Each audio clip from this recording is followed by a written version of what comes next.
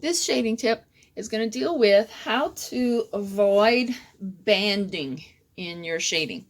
A lot of beginners, when they start to shade, will create shadows, and they'll start to shade, working their way across with something that's comfortable for their fingers.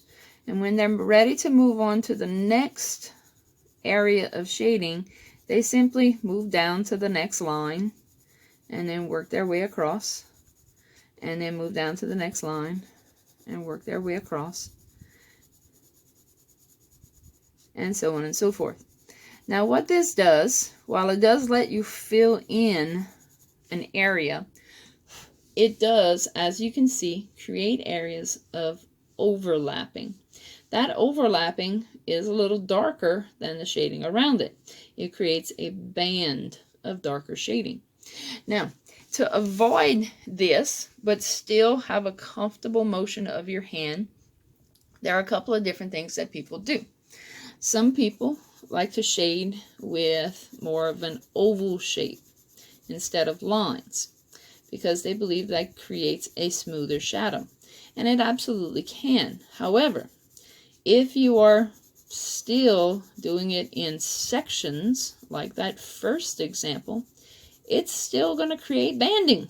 It's not going to change the fact that you are overlapping bits in a regular pattern, and that will show. That banding is not always attractive, but the oval does help give a nice even shading. What I do, and whether it's ovals or straight lines, I like to shade in a little bit more of a random pattern. So what I'm going to do is I'm going to fill in an area, and I just want you to watch how my pencil moves across the area. Instead of working in bands, I'm just going to be a little bit more random. So I'm starting up here, top corner, and I'm just going to work my way further down, and then further out, and then I go back, and then a little further down, and a little further out, and then I go back. And then I can go outward, and then work my way downward. And again, I am not creating a pattern with my strokes, and therefore that banding doesn't exist. Essentially what I'm doing is pushing out the edges. I start my shading and then push out the edge. Start my shading and then push out the edge. However far I need to go to fill in the area that I would like to fill.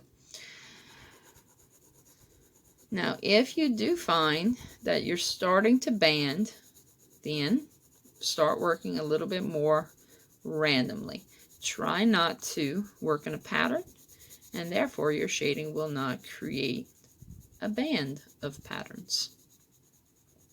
A pattern of bands. That's right, that'll work.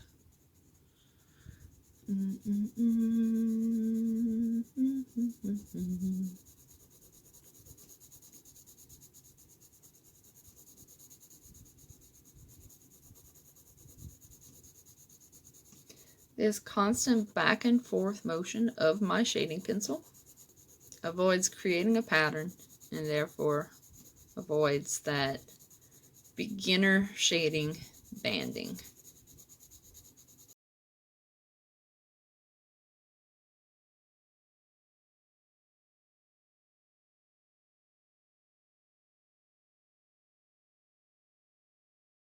So as you can see, I filled in my area, which was bigger than the previous two examples, with a combination actually of just straight strokes and with ovals whenever I felt it was necessary.